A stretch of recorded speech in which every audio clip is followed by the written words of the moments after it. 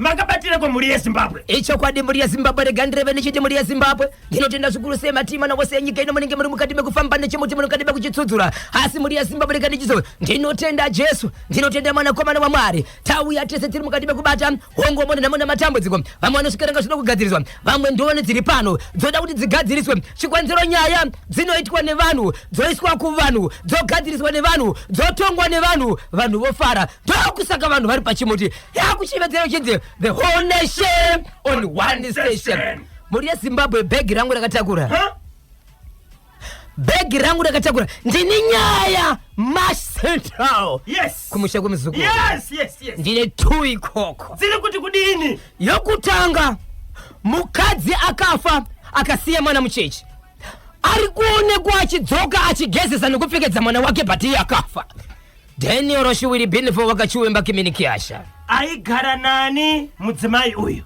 nemurume wake aitogara nemurume wake ndokubva aita mwana wake asi achibva achofa akasiya mwana asi mukadzi uyu akatorwa akazinovigwa kumusha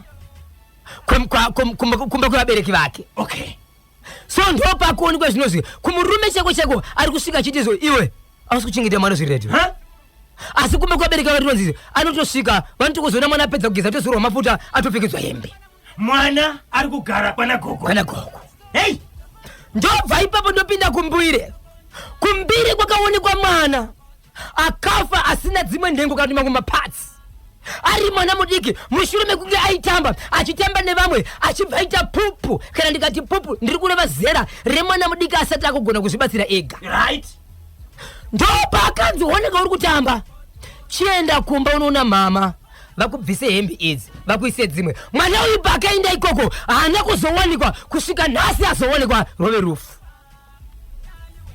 ndopinda apa mvurwi ndenioroshe apa noda ndimi ndopatinotsvaga Ellen na Martha ndopanenge vachishevedzera kuti song inoda kuti ipinda muTop 50 vakushevedzera mwanakomana wemunzvimbo mumvurwi location ndokubatwa achiita imbwa mukadzi akura sei mwanakomana uyu munhu atori munhu asi asati aroora zvake abva zera akamuona akati handizvinyarari ndati ndozvitaura nokuti zvauri kuita nazvo hazvina kodzero pamutemo wenyika imhosva ndokubva aisumudza nyaya ndiri kutaura ikasvika kumapurisa asi pane shoko raita kuti ndigova naro pano nhasi Daniorosh ndozva kuti Zimbabwe yamirira Zimbabwe yakabata chimuti Africa pasi rese chokutanga kune avo vanozodaka kutaura nemi mapedza akachirongwa vachida nhamba dzavabatsiri vachida kukupai nyaya nhamba dzenyu dzinoti kudini icho kwade mudi yeZimbabwe vanenge vachida kundibata munondibata panhamba yangu isina chipomero nhamba isinganyadzise nhamba yandinaye Mukoma kepi ndisati ndadzika ipapo Mukoma kepi kutaura kuno kwatiri kuita pambari pamusika apa pane murume aizikanwa ari windi achilodha mabhazi achisuta bute achiita mabasa ese enyika asi zuva rakasikwa naMwari izvezvi ari kuti ndakuporesa ende pane vanhu vari kududzira kuti tiri kuzoona ari kugona kungoti munhu ari mubhazi uya uya ari mungorowe ndira kuti adzokera achifamba uya rasa macrashers ndira kuti wene tsoka izvi kutaura kuno kusawana nhasi kuna rasa vaya zvakare vari pamacrashers takasiya vakutofambawo vachienda asi zviripo ndezvekuti vanhu hatisi kuziva kuti simba riri kushanda ipapo nderechii nokuti mukamuona zvaanenge achiita dzimwe dzenguva tori nehasha yekutorwa vanhu vari ipapo kuti vapana muri kukanganisa basa anokutora ivhu rosanganiswa nesauti rosanganiswa nemvura vanhu vakutodyiswa vakutozorwa kunyange nerasa kutopokutirwa musoro kuita sika mbiri zviri kutoitika vatonzi famba tone munhu akutofamba kutorwa pasi zviri kuitika pambari pamusika izvezvi unyoro huno vamwe varikuda kusangana zvimwe zvachona mukaenda live papochongora latest muchaona zvimwe zvezvimwe zvandasvikira zvichiitika ipapo pakaipa vanoda kundibata panhamba dzangu kuti tigosvika ipapo tibatsirane pane zviri kuitika nhamba yangu inoti 0771 545 025 0771 545 025 nedzimwe dzinoti muri yeZimbabwe 0736 26 35 36 0736 26 35 36 panhamba dzimuri yeZimbabwe ndedzekufona musabhipa nyudza igeto fafaidzai icho kwadi muri yeZimbabwe ndiripo ndiri mukati mekufamba mukati mekupfapfaidza dziri kuitika matima nawose nyika ido paka ndapindira panyaya yandakatanga nayo kana kuti yandakambotaura nezuro asi ndikuda kwemasaisai ndange ndiri gogwe Right? kunazareta kawo nyika nyoro mukoma KB kune murume akaroora mukadzi wake ndokubva aita vana 2 akaita mukomana nemusikana. Mukomana ndiye mukuru, musikana ndiye mudiki. Murume uyu aita mukadzi wake zvazobuda kumashure zvimwe ndakataura nezuro ndichitaura kuti mwanasikana uyu ari kumuka ari kumakuva achichema dzimwe dzenguva asina kupfeka. Asi pasina kupfeka hapana paakamuka asina hembe dzisiri kupfeka, anobviswa dzimwe asi dzimwe achisara nadzo. Sokuti akaenda akapfeka dress anogona kumuka asina dress but hembe dzemukati ainadzo. Right? Anogona kumuka iye aine hembe dzemukati asi dress dzimwe dzenguva pasina dzichishinjaniswa. Baba vake pavakaroora mukadzi anova ndiwe mai vake. Amai pavakaita vana vaviri ava vakasvika pakufa, asi amai vasati vafa pakamboitika nyaya yakaita kasabuka nekuda kuita 7 times nyaya ichienda kwasabuka. Nyaya ikatsikwa kuti iende kwamambo chikonzero ndokwayaida nokuti yange ine nyaya yakafanana nemakuru mukati. Si chaita kuti nyaya iende kwasabuka. Pane mwanasikana ainzi pamutemo mwana kuvanhu vaviri ava, asi mwana uyu ainzi ari kutamba nababa ava semurume nemukadzi asi vachipedza mwana. Paukama ainzi mwana wavo, asi pane mashoko aiti iwo baba avo nemukadzi wavo vari kutamba nemwana uyu semurume nemukadzi, kureva kuti kana chiri chokwadi aive makuna-kuna. Mwana angari mwana wani? Muukama kana kuti mwana wa sisi yemukadzi, kana kuti mwana wemukoma wa baba ava. Right? Kwavari vanhu vaviri ava anenge ari mwana. Zvabuda zvakadaro baba yakatozosuka mukadzi pekuti ane mameseji nezvaakaona zviri kuratidza kuti zvine umbawo zvinezvi kuti vanhu vanodanana vane zvavari kutoita kandi mameseji ari kutokomenda kuti nezuro paya zvakazofamba so aiwa ndanonoka kusvika kumba aiwa makaita basa makatitsvagira pekurara pakanaka kuratidza kuti vanhu vandombogara vese. Mukadzi akazviona achitaura nemurume mukadzi, murume ndokubata mukadzi ndobva aposhongura kwachu kurova mukadzi patanga bada chokwadi wagachiwemba keminiki yasha zvadaro baba pati mukadzi haana kufara nazvo, ndokubva amwa mushonga, ndokubva amwa poison, ndati achibva afa. Vabereki vemukadzi vakati isusu hatitambudzi mweya wemunhu, kana munhu afa takuenda kunoviga, kana une zvawakaita pamwana wedu achadzoka ega. Hatisiri chinetsa munhu. Mukadzi achibaviga mwana anga ari mudiki ndokubva asara, kwakabva kwasara mwana mukomana ndiye anga ari mudiki, mwana musikana ndiye anga ari mukuru, anove musikana ane 14 years manje. So musikana ndiye akasara ari pamba pababa, uyu mudiki uyu akatorwa nehama dzemukadzi, vanenge nevemukadzi akanzi achiri mudiki anoda amai vari padhuze. Baba avo pavakasara vanoita 2 years ndokubva varoora mumukadzi, iko zvino tapinda mu2 years. Right? Tapinda kudaro mukoma KB ndo pari kuonekwa mwana uyu achichema ari kumakuva. Pese paanomuka kusiku wakamtsvaga mumba anooneka akagara paguva ramai vake, dzimwe dzenguva akapfeka dzimwe dzasina kupfeka, dzimwe dzenguva akatodhinda shamu dzekurohwa. Chii chiri kuitika? Vazama kutsvaka asi kuoneka. Asi mwana uyu aibvunzwa asi anga asingatauri, wauya sei pano, kwawakadhinda shamu, kwakurova ndiani, kwahembe dziri pasaidhi akubvisa hembe ndiani, hahana chaitaura. Tikutukane saka ndiite sei icho kwadi mukoma KB nemuri yeZimbabwe zvadaro ndo pavakazofamba vari mukati mekufamba mukoma KB nezuro deve kugokwe vari mukati mekufana kuti bhozho tapindira mukati meguta reHarare asi vana kupinda nezuro ndipo vakazondizisa kuti tiri kuHarare asi nyaya ndakanga ndine madhays ndiinayo kupinda kwadzo kwakuchinetsa chikonzero nyaya dzinenge dzakawanda. Nezuro ndipo vakazondifonera kuti aiwa tiriko mukati meguta reHarare asi pane kwatakambotenderera asi nezuro pane kwavakazoenda Waterfalls. Right? Kunove ndo kwandazokwanisa kusangana baba vacho nhasi vakundiudza mukoma KB zvikanzi bhozho ndanga ndichitendera ndaisaziva kuti chii chiri kuitika. Nhasi ndazvoziva zviri kuitika, munhu ari kushungurudza nekunetsa mwana wangu, mudzimai wangu anova ndo amai vake vakafa. Ko mudzimai ari kunetsa mwana kuti zvadini? Inzwai baba pati, zvikanzi murume kuti ndife ndiwo wakakonzeresa. Andisati unataka kushanda newe kutoka ndikonzeresa kufa. Ndokuvosana ne mwana wangu. Wautura mukadzi wandai kuudza iwe kuti mukadzi uyu uri kudanana naye uchiramba. Nasi uno ndiye wakatora. Wewe ukama futi wakanyarira bhazaruzo noti makuna kuna. Wane 2 years uchigara ne munhu. Saka inini chaundiri kuda ndechekuti andidi kunetsana newe. Iwe une mukadzi wokugara nemukadzi wako, but mwana wangu ngabvi ipapo. Zviri nani aende kuhama dzako kana kuenda kuhama dzangu pakuti agare newe. Saka ipapo mwana wangu ndiri kutomubvisa mwana wangu. Kubvisa kwandiri kuita mwana wangu ipapo. Ndoko akazoudzwa nezviri kuti bvunzai mwana wenyu kuti paanenge achichema ndiani wari kuona. Nezviro ndopakazobuda pachira kuti wandinge ndichiona nini ndi mama. Saka amai vacho vakafa ndiwo here vari kubvisa mwana mumba vachimuendesa kumakuva. Ndiwo vari kubvisa mwana vachimuendesa kumakuva. Ko maronda kana kuti zviratidzo zvokuti mwana ari kurohwa ndezvei? Handizivi kuti maitiro api ekuti vazobuda pachina kutoudzwa kunzi kurova kwandiri kuita mwana ari kubvisa mwana pamba. Mwana pachake aitofana kutobudepo pachitiza zvokuti maisa kutomuona achienda akaenda nenyika zvachose. Asi maita basa makatokasira kutonzwisa. Asi nyaya iripo apa ndiye kuti takuda kukubatsirai kutizo wangu kunyangwe makakanganisira mukadzi wenyu pakufa kwake, kunyangwe musina kukanganisa mukadzi wenyu pakufa kwake, asi mweya wemufi hautendere kuti uuye pamunhu mupenyu. Ndo zvavari kurisana. Ndo zvosataziva kuti kwakaenda kunobatsirwa zvapapi.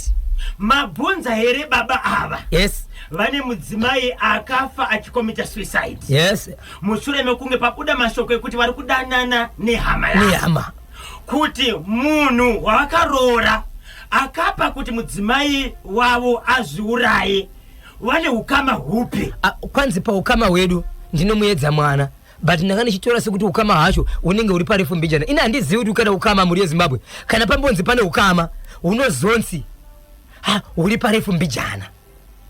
Ukama yakasiyana sei? Kuti kana achinzi mwana anogona kunzi mwana zvake asari kure mbijana ndi mwana mbijana. Ndizvo here? Kana kuti kana achinzi mwana kana achinzi muzukuru kana achinzi mukwasha ukama unokushedzera kuti padhuze kana kuti kure. So muchitaura nababa ava sezvo vanzwa zviri kukonzera kuti mwana awanikwa ari pamusoro peguva, zviri kukonzera kuti mwana amuke asina kupfeka dzimwe nguva pamwe chete kane kurohwa, amai vacho havasi kuda kuti mwana agare nababa ava. Ichokwadi. Vari kuti kudini? Vari kuti inyaya kana kuri kuti ndizvo nekuti nyaya iyi kumba kwangu ndoiziva asi hapana pane kana ndaibata. Chachikwadi ende mwana patamubvunza ataura kuti ari kumurwisa ende ari kumutora achisa kumakuva ndaamai vake. Ende amai vake vatosiya vatomutaura kuti paugere ipapo hauna kodzero kugara naamai vari kugara navo ivavo. Nokuti ndovakonzera kuti ndiite sei ndefe. But ari kuudzwa mwana ndiye ari kushungurudzwa. Wacho akatora mukadzi, wacho ari kuchengeta mwana haasi kuudzwa. Baba vari kutozotambura mushure mekuti sei mwana wangu achienda kumakuva asi vasudza tiri kumunhu chii. So mwana azotaura kuti ndaamai. So baba vari kutizwa handizivi ndiri pakati. Ndamirire kunzwa kuti vanondibatsira vachandibatsira sei. Ivo vari kubatsira baba avo vari kuti kudini zvinopera here? Vari kuti iwo pachangu inini nyaya iripo ndiye kuti baba hongu vanogona vakatadza kana kuti havana kutadza, kunyangwe vakatadza kunyangwe vasina kutadza, asi chatisingatendera ndekuti mweya wemunhu akafa uye pamunhu mupenyu ndo zvatinoda kubvisa chete. Asi baba Isabel, pane mashoko kaabuda apa emudzimai akafa uyu ari kushedzera kuti handisati ndatanga kudhila newe. Nyaya yake sitatangwa, iyi nyaya yemwana iyi. Yes. Baba vasati vatanga yawo ende nyaya yakaenda kunotsvaga inyaya yemwana. Hai! Rega timbonzwa vadiwa vateerere kuti vanoti kudini 0713938538 0713938538 kanyemba nabhozho itai hunu matsudzuriro acho amuri kuita hamusi kuziva kuti tiri pabasa here. Ndinonzi Charles Jamu ndiri kuna kuWaterfalls. Baba Isabel ingobatanedzai kachimwe tobva taita se tobva tazoverenga mamessages ka1. Ichokwadi muri yeZimbabwe ndiri mukati mekufamba mukati mekutsudzura dziri kuitika matima navese nyika ino. Rega ndirive muri yeZimbabwe ndichiti izvo namba yangu ndinoziziva kuti munayo. Namba yangu yefoni muri yeZimbabwe kubva na10 kusvika na12. Musafona panhamba iyoyo, haina anodavira. Zvimwe zvebasa zvinenge zvitori futi imomo. Saka musafona panhamba ipi iyoyo. Yese nhamba inonzi nhamba inodaidzirwa neni musaifona, haisi kushanda ende haina anodavira. Saka ndinovimba kuti mainzwisisa musaifona pairi nhamba iyo. Muri yeZimbabwe ndine nyaya yandinayo pano. Nyaya yandinayo panapa iri pamvuri. Pane mwanakomana asati aroora asati aita mukadzi akaonekwa achishinwa nembwa. Aonekwa achishinwa nembwa nevamwe mai po vakaona zvinhu izvi vakaenda kunotaura. Vaenda kunotaura nyaya ichibva yasvika kuvanhu, ichibva yasvika kumapurisa kusanganisira nemuridzi wembwa. Yaendeswa kumapurisa. Mukomana uyu akauya kuzotorwa nemapurisa ndokubva aenda kumapurisa. Aenda kumapurisa achibva azodzoka zvakare izvezvi ari munharaunda, ndoma ari kufamba, ndoma ari kugara, ari kupesana nevanhu kureva kuti mapurisa ndivo vanoziva kuti weight makgs enhau kana yaripotwa vakamboenda newe, vakadzoka newe, vakaendesa kukoti, ukaenda kupi. Ndokuti kana makuona vanhu imimi amuna zvamakano zvamunoziva, mapurisa nekoti ndo vanoziva kuti vazoona munhu achifamba kuti chii chaitika. Vanhu vari kumvurwi vari kuti ndo vane nyaya. Nditaure, taurai, nditsudzure, tsudzurai. Kwanzi nevanhu vekumvurwi tave nekubatikana, hatichanzwisisi, hatisi kugutsikana kuti munhu anotora imbwa chipfuwo achiita bonde naye semurume nemukadzi zvobatwa woenda kumapurisa wodzoka.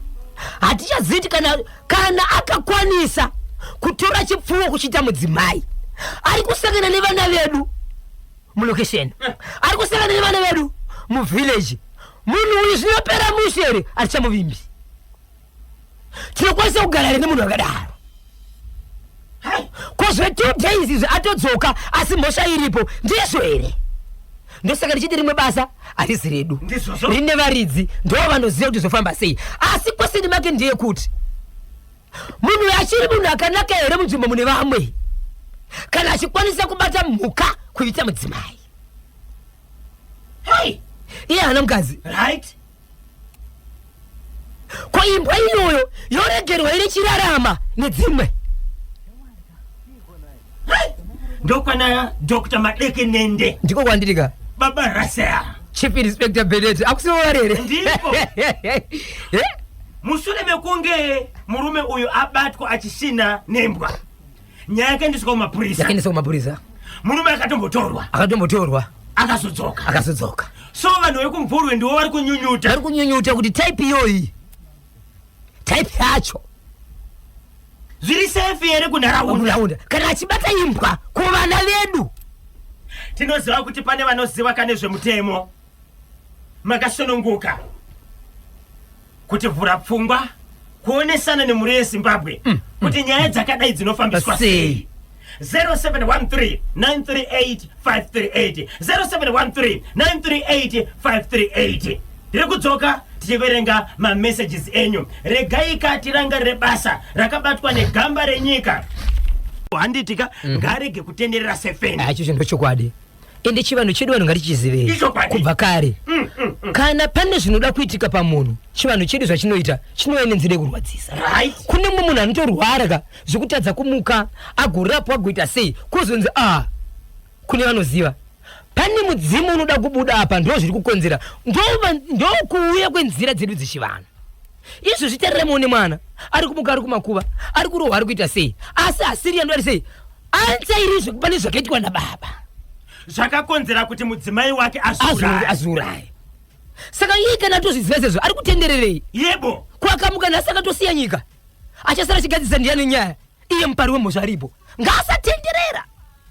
Vanokwanisa here kubatika baba ava tivanzwe kuti pane zvaifanirwa kakugadzirisika pakafa mudzimai wavo, vakazvigadzirisa here? Ndo zvatiri kuzama mukomakebe kuti batira foni nekuti baba vachiri muno muHarare. Kanyemba naBhozho, nyaya yemukomana wekumvuri uyo aka-avoida kurepa vana ndinonzi Prosper Marara kwaMusana. Haisi mhosva here kuwanikwa uchishina nezvipfuwo zvakaita sembudzi kana kuti imbwa? Right. Prosper Marara kwaMusana. 0713-938-538 0713-938-538. Morning Kanyemba naBhozho, icho chapamvurwe icho chakanyanya. Mukomana uyu ane mushonga chete ndinonzi Mai Priska, ndiri kuushe wekunze. Mati mukomana uyu akura sei? 23 years. Pane nyaya yataurwa na Prosper kuti akaavoida kubata vana chibharo. Ndizvo here kuti mvura kana ichinge yakunaya, uchinaiwa nemvura wobva unovanda mutsime.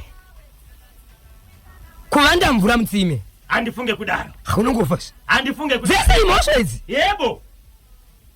vanoziva mutemo tibatsireiwo, tibatei mutiudze kuti kushina nezvipfuwo zvakaita sembudzi, mombe, hwai kana imbwa imhosva here. 0713938538 icho chekumvurwe chekwana Innocent Manyoso ma1 Kanyemba. Asi naiwe Kanyemba, mupfana uyo wekubata bhoki chibharo wakati dzirimo here nhai nekuwanda kwakaita madzimai muno munyika yedu yeZimbabwe. Ndanyara nokuti ndada kuzvitaura mupfana iyeye hanzi ndwezera redu isu vana Mr Designer na Rufaro Kamanura. Ndimutsoka timu chimuti rese ndinonzi Mr Design Chigwededza all the way from Bakasa. 0713938538 0713938538 kubata imbwa ini zvangu ndinonzi MaEarth gombera kwamurewa. Imi MaEarth sei matizita uraitizi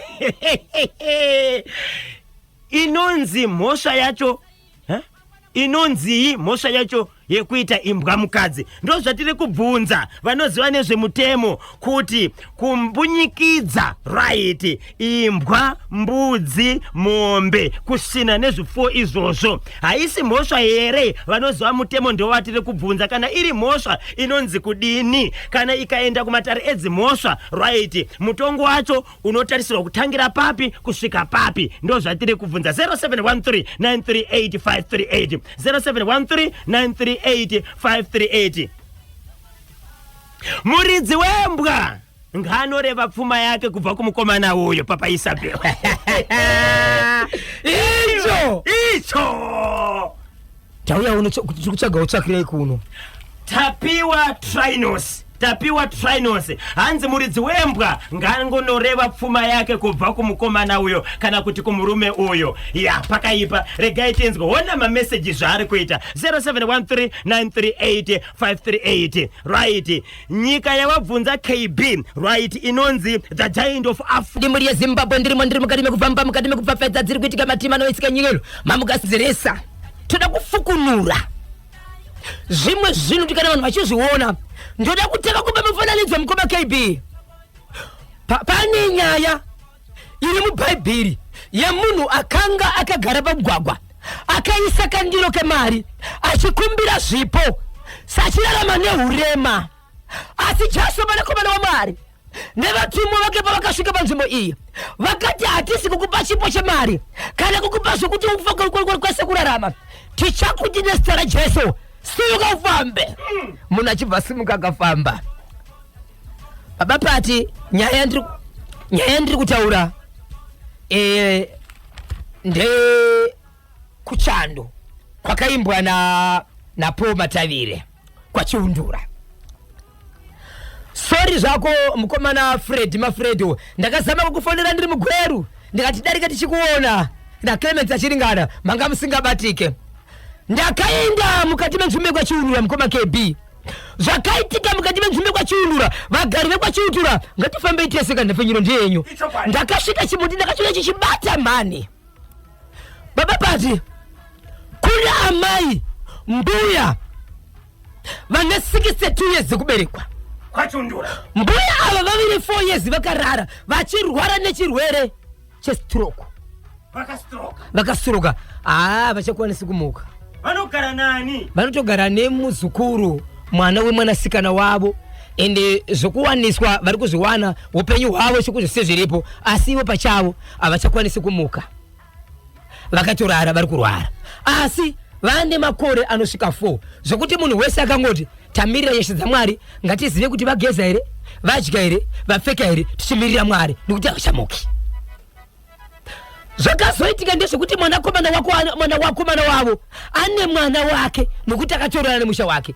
Mwanakomana waamai ava mwanakomana wachona mukoma KB mukamona munhu wekuti kana achifamba anenge achingoseka ega haatambe nevamwe zvaanoita hazvinzwisisike. Vanotomutora sekuti munhu here nokuti zvaanoita zvese kana kuchikoro akatorega kutaura kuno kwatiri kuita ane 17 years. So mwanakomana uyu akazongoonekwa achinzi aonekwa akana 2 days asingaonekwe ndikuzongooneka ari paroad akaonekwa kafa ndikutora nekutoda kupost mortem kune zvakabuda hazvo kuti azokonzera kuti munhu afe chi wati ndobva auya baba auya baba zvikanzi anofana kuti avigwe. Amai mbuya vaya ve4 years vachirwara vaya vanga vasisamuki vaya vachibva vanzi muzukuru wangu afa nyangwe ndisingagoni kumuka. Kubva pamba paigara mai ava vairwara ava kuenda kumba kunogara mwanakomana wavo ane mwanakomana akamuka akafa about 2 kilometers. Okay. Zvikanzi tsvakai mota kana ngoro. Chandiri kuda chete kudosvika nzvimbo iri kunovigwa mwana wangu ndigonzi ndachema muzukuru wangu azviite havigwi ndisipo kana ndisiko musaviga mwana iyeye. Ndokutanga kuchema apa vamuki mama toenda nemekupi kanzi ndikuda kusvika pari kuvigwa mwana wangu. Tsvagai motikari kana ngoro. Ndobva kwatsvagwa ngoro ndobva yabopa amai vachibva pinda mungoro vachibva vaenda vasvika vachibva vaisiwa mumba zvikanzika hamungandisi mumba ka ndipinzei mumba mune muzukuru wangu. Vakapinzwa mumba vakangoita nguva vakarara pasaiti svika chindibuditsai zvenyini kuti muri kuimbwa mune noizi yakawanda ndobva vabuda panze. Baba pati vanhu vanga vakaungana vari parufu kudaro mwana ari mukofini. Pavanhu vakanga vaenda kurufu ikoko vakanga vari parufu ikoko zvikanzi nemumwe muzukuru wekumba ikoko nguva yamasvika namai ava ndine chiratidzo chandiri kuona. Ndiri kuona mwana uyu ari mukofini hongu akafa but ndamuona achifamba achienda pana mbuya ivava vakararapa. Izvozvi ndio zvandiri kutoona but ndiri kuziva tiri parufu ndiwo mwana wayo afa but ndaona mwana uyu achifamba achienda pana mbuya ava. Achinoitei? Ndaona mbuya vachitomugamuchira. Handisi zvandiri kuona ndiri kuzoona ndegere. Ndikukwenya munhu ari padhuze kanzi unosva uri kuona here we pakarara mbuya uri kuonei. Saka ndiri kuona mbuya vakangorara varipo ipapa aunosva zvauri kuona handina zvandiri kuona zvikanzi ine ndiri kutoona mwana uyu akafa uyoyo ari pana mbuya. Ndobva abva ipapo ndobva ambobuda so anga ari munhu akuti asinge munhu akuzarirwa achisakwanisi kufema achikubudi ibitirigwa yoita sei. Ndobva azodzoka zvikanzi no man mwana uyu marwariro anga achiita anga achishandiswa nambuya. Mwana uyu kurwara kwanga achiita anga achishandiswa nambuya. Mbuya ava vane zvinhu zvinogara mumwana uyu. Mbuya vane zvinhu zvakakakanganisa ndo zvakaita kuti vagostroka. Mwana uyu paafa mbuya vari kuti mwana uyu hafaniri kuvigwa aine zvinhu izvi hafaniri kuvigwa zviri kumwana uyu zvinofanira kudzokwa kwavanhu. Havachisina nguva kana tarisiro yekumuka kana kuita sei mwana uyu akavigwa but zvandinoda kuti muiteka handina chokwadi nezvinhu zvandinoda kuita nokuti ndiri kutonzwa izvi zviri kuitika panapa zvinosvika mandiri asi handizivi plus panapa handina ukama wakadzikadzika ende panapa hazvizotavinga zvikazoshayikwa zvikakundikana ndinoita mhosva asi ndino zvinhu zvandiri kupiwa mani pane zvandiri kuoneswa ndoda kuti vanhu dai vaikwanisa. Ndiri kuona kumusana kwemwana uyu akarara umuyu kumusana kwemutumbi kwatozvimba kwakadhinda kwakazvimba kudaro kwakadhinda mufananidzo wechinhu chiri mukati. Baba pati kana chiri chibage chakadhinda chiri munyama chakatsimbidzira chinonyatsobudisa kuti aya malainzi echibage aya pane zvinhu zviri mukati chinofanana chibage. So ari kuti iye ndiri kuona chinhu kuti nditi idzonyu kuti nditi mupurwa handisi kuona but chiri kutobudisa shape kumusana kwemwana akafa ari mukati umu. But chinhu ichi hachisati chafa wangu munhu mutimburwa mukafa but chinhu chasati chafa mai ava vari kuzviziva. That's why vati handine kuti avigwe ndisati ndoda kuzochema muzukuru wangu. Vane mashandisiro avaroda kuita chinhu chingasvike sei pavari but havachisina nzira yacho. Munhu aitaura mashoko aya parufu ane ukama here nemunhu angafa. Ukama kutoti zewe sokuti munzvimbo andana sekuru nokuti mutupo wedu wakafanana au ndimainini vamwe nokuti kumba kwavo kwakaroorwa kana kuti mukoma wake akaroora munhu ane mutupo wakafanana nesu but auya panzvimbo. So ataura kudaro veukama vachibva vangoti musaudza vanhu vakawanda andei pasaidi ndobva vataura pangoita mwinyi vari pasaidi sabhuku achibva ashevedzwa. Zvikanzi nyaya hombe ndinoda kutaura ndeyekuti zviri kungondibata zviri kuuya kwandiri asi ndatomboudzawo munhu kuti zvandiri kuona ndizvo here anga asingaone zviri pandiri. Asi ndoda kuti mutarise kuti kumusana kwemwana uyu mutumbi uyu hakuna here chinhu chiriko. Izvezvi ndiri kutochiona chiripo mani, chiri kutopfaka nyika mani, chinhu hachina kufa ichi mani. Sabhuku ndipo zvikanzi shedzai vamwe vakuru vakadaro, zvikanzi ndiri kukumbira kuti mundichedzerewo imwe vamwe vekomiti yangu yemuvillage nevamwe veukama vamunoti ndiwe padhuzi. Ndobva vatora Mukoma Kebi coffin kunodaiso Mukoma Kebi auto kumusana kune chinhu changa chiri kumusana. Dzinyu rakatodhinda rakakura kudarika dzinyumba rakatodhinda kumusana kuti unooneka kuti aya makumba uyu musoro uyu musi wakareba uyu rakathinda riri kumusana. Chiri kutooneka kupfaka nyika but munhu akaita sei? Akafa. Changa chiri muganda. Mukoma zvikanzi toita sei? Zvikanzi kana machiona chiri ndane chokwadi zvokuti zvese zvandichaita pana pandiso. Asi shokuru ndira kuti ndikuudzei pana pandire kuti ndine urombo nezvichatika pano. Vabereki mune mwana afa uyu, tsamwai nokurwara nokufa kwemwana wenyu kubva achirwara ari zvaanga achingoita zviya makazvigamuchira kare nekuti maisaziva kuti chii. Nhasi muchaziva, kunyange nerufu rwake maruziva. Zvamuchaona chiregai kutsamwa iyi nderere mberi neukama nokuti zvaakubuda. Zvikanzi kudini vabereki? Zvikanzi itai. Ndobva kwanzi ndipei tsono dzakatorwa papa Mukoma KB dzakafanana nezvokuti kune vanoziva vanorima foja kana kuti vanosona mabereki kotoni. Tsono yacho ndiyo inopinda tambo yedhrawombe yekuti unonyatsobata iyayo. Zvikanzi ndipei, ndobva hamene zvakakugezogezwa nemvura ndobva yatanga kujungwa chinhu chiri kumusana kubva kumusoro kusvika kumuswe. Ndobva chati zii kudaro Mukoma KB. Vanhu vakanzwa vanhu vakuita noise kukarara mbuya kuya mbuya vamuka vagara. Mbuya vamuka vagara. Vanga vasingamuke kwa 4 years. Vakamuka vakagara kudai. Vachibva parufu vakabva vachifamba. Kuti vasana kuti twasa. So murume uyu anga achitaura munhu uyu aibatsira uyu akubvunza kuti chii. Zvikanzi ndosaka ndamboti nini handidi kudzika kuenda kumberi. Ndati pana pachatika zvimwe zvinhu chakushamisai. Asi chicharwadza ndechekuti kune mumwe munhu achamuka kutanga kufamba asi kuine munhu afa. Zvimwe zvinhu musazvitore serious. Garai mazvigamuchira because mwana akarwara kudhara maisaziva kuti chii. Asi zive kuti kubva pana mbuya nekurwara kuna mai zvanga zviri zvinhu zvimwe chete ndo vaishandisa mwana. Asi kubva kwaita mwana vane zvavakakanganisa kusvika mwana uyu arware. Asi vanga vachiti ivo mwana uyu haafaniri kuti afe. Ivo vasina kutora zvinhu zviri paari vakundikana kuzvitora. Chinhu chiri munhu chichifa Mukoma KB mai vachisimuka.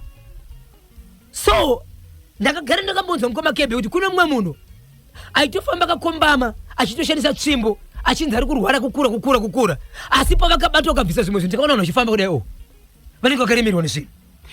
Veukama vaona zvese zvaitika vakati kudini? Nyaya iyi isati yataurika Mukoma KB vanhu vari kupoteka zewe kana meeting veukama kubva pachinhu ichi havasati vagara pasi toita sei ingori vari kusvika kuti vaita sei. Why munhu wacho anga achipisa vanhu akutofamba akutomira kuti nawo chero kumvura vakuenda vese. Saka tsiya chidzvinyu changa chiri kumusana kwemufi pachakabayiwa netsono chakabva chafa bhodzi chatooneka kutekenyuka chiri kumusana but munhu akafa. Ndo pandisingaziri Mukoma KB chinhu chiri munhu akafa chinorarama wiri. Pakaipa ichiundura unyoro huno chiundura ichi pamakaenda apa ndo pamakasvika kuchiundura uku. 0713-938-538 inzwai munzwi baba Isabel. Message yauya pano kubva kumuteereri. Mhosva yokutora imbwa kuita mukadzi inonzi bestiality ndizvo BESTIALITY. Mutongo wacho unotangira pa 3 kusvika pa 5 years. Itori mhosva yokusvina nembwa hanzi bestiality ndizvoka. Mutongo wacho unotangira pa 3 kusvika pa 5 years. Imessage yauya iyi rega tinzwe kuti vamwe vanoti kudini. Anditi nyaya yakasvika kumapurisa. Mapurisa vanogona kunge vakatovhura kadhoketi ameno ichokwadi ende matare ndo zvavanenge vakamirira. So vanhu vanga vachiti kokudzoka kwake kunorevei zvokudzoka vakawanda vatakanzwa chinzi vane mhosva yemedha takavaona isusu chifamba panyika tikazonzwa kuti vaenda zvachose vavharirwa vanenge vachita tsvakurudza aiwa izvo zvimhanyiweka izvo hazvina shotikati izvi vanonyatsorova amai kumagunde yekumagunde amai kumagunde yekumagunde jo vachifamba nenyaya. Mukomana wekumvuri wokuita imbwa mukadzi ngaapiwe imbwa yake obvisa tsvakirai kuno. Ndinonzi tinotenda murambatsvina pabhuera apo. Ita pfo kuna baba namai murambatsvina vakachibata chimuti kuti na bozho icho chekuno kumaraini kwangu kumvuru ini hangu ndanyara nacho kunge imbwa yakwira mubhazi shuwa here munhu kuita bonde nembwa nemawandiro akaita madzimai muno muZimbabwe indanyara ita pfo kutimu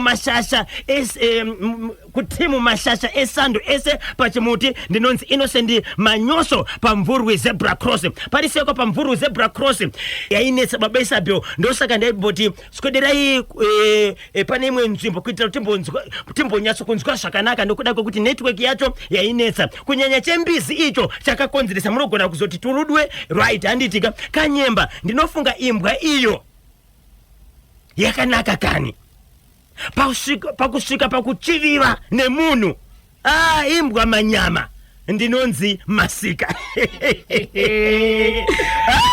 ya zvakaoma chokwadi baba Isabel nyudzai gejo pfapfaidzai ichokwadi muri yeZimbabwe ndiri mukati mekufamba mukati mekupfapfaidza dziri kuitika matima nawose enyika ino ndinoziva kuti munenge makachibata chimuti chikonzero ndimi muri kufamba nacho ndimi varidzi vacho ndimi vagondi vacho ndimi vateereri vacho ndimi munomacha nacho wamukaseiko DJ Tsano Piasoni mukapaka masendro zvekare mbire se beyond deep down beyond deep down beyond deep down emeniwo varoi avana pilo mumba iwe chokumbira chiri kuti kudini chokumbira muri yeZimbabwe chakamira chakadai yes pane zvakaitika mazuva adarika awo pane mwana mudiki ange ari mukati mekutamba nevamwe vana nerimwe zera rake mwana uyu akabva aita pupu kana kuti aita azvikanganisa muhembe dzake dzemukati ndokubva anzi nevamwe kana kuti vakuru vanga vari ikoko chienda kumba kuna mama wonogadzirisa wotamba zvakare nevamwe usina zviri kuitika paari mwana uyu paakaenda vabereki vemwana vakuzotsvaga mwana uyu haana kuzowanikwa ndokutoita mazuva mwana asingawanikwi mwana uyu akura sei mwana uyu ari pasi pe 5 years okay mwana mudiki ari mwana musikana ashaikwa mwana uyu kudaro ndopa vakataka kufamba achitsvaga zvekusvika pakuenda kung'anga kuita sei mwana achitsvakwa mwana achishaikwa vari mukati mekuti famba mukomakebaro dhuma negudo pasingaonekwe magudo gudo iri riri kumhanya gudo rasvika rakwira muti pavakati regeti unowo panenge pavhunduka gudo vari kusvika pavhunduka gudo vape vari kuona ndo patori nemwana iyeye tori nemamwe mapatsi akatofa tori nemamwe mapatsi kusvika vazoenda kunoudza polisi ichibva tora mwana achibva aendeswa kumochari vachibva vaenda kung'anga kwavakaenda kwese asi zvavakanoudzwa kusanganisa nevabatsiri akashevedzera akatizvo pane zuva nedheti rakatoiswa kunzi mwana uyu ndo paari kunotorwa mushure mekuiswa postmortem achienda kuzonozorodzwa asi kada kuenda kunozororwa mubatsiri ari kutaura kuti izvo kana pane ane zvakaita musi uchavigwa mwana uyu ndo pamuchaona munhu ane mapatsi emwana uyu muchaona chiratidzo saka vanhu vese vakamira nekumirira kuti vachazviona sei zvavepo here mapatsi avepo here achaonekwa here akatorwa nemunhu here ko ndiani akamatora ndo zvakaitika kumbiri zvakatora mazuva akawanda sei mwanasikana uyu achitsvaga anambokwanisa 1 week angatoonekwa vanhu paungachitsvaga mwana uyu ndipo pakasangana negudo pakasangana negudo pacho pakasangana negudo ipapo ndipo pakazoona pane mwana yatita senge saini yekuti mukai yangu muka kuti iratidze vanhu kuti panapa pane chii zvakaoma kumbire mungazive kuti ndepapi chaipo kumbire here baba Isabel ichokwadi mukoma KB takasvika kugedhi uko titasvika mukati menzvimbo yachona kugedhi tichitsika gomo mahuwe 0713-938-538 Zimbabwe nditendere katimbopinda muchitoro nevasawira vedu vengoda ove chezebra chekugokwe then tobva tapinda mukomatosi ichokwadi muri yeZimbabwe takataura nyaya yekugokwe yemwanasikana anga ari pamba mwana uyu akataka kungorwara zvekuti akatadza kuonekwa kuti mwana aenda kupi atora nguva refu akaenda asingaonekwe. Mwana uyu zvaakaita mhuri yeZimbabwe akazodzoka pamba, but paakadzoka pamba nzvimbo yandiri kutaura iyi inzvimbo ine mazebra, inzvimbo ine mbizi dzinotofura nemombe asi dzichitiza vanhu. Mwana uyu ashekwa kudaro akazongoonekwa pamba paitika rufu, pamba pedzimwe hama yake paitika rufu, akasvika pambapa akagadha bhiza, but mwana uyu airwara nenjere. Kurwara kwaita nenjere angatori nemakore akusvika 4 to 7 years.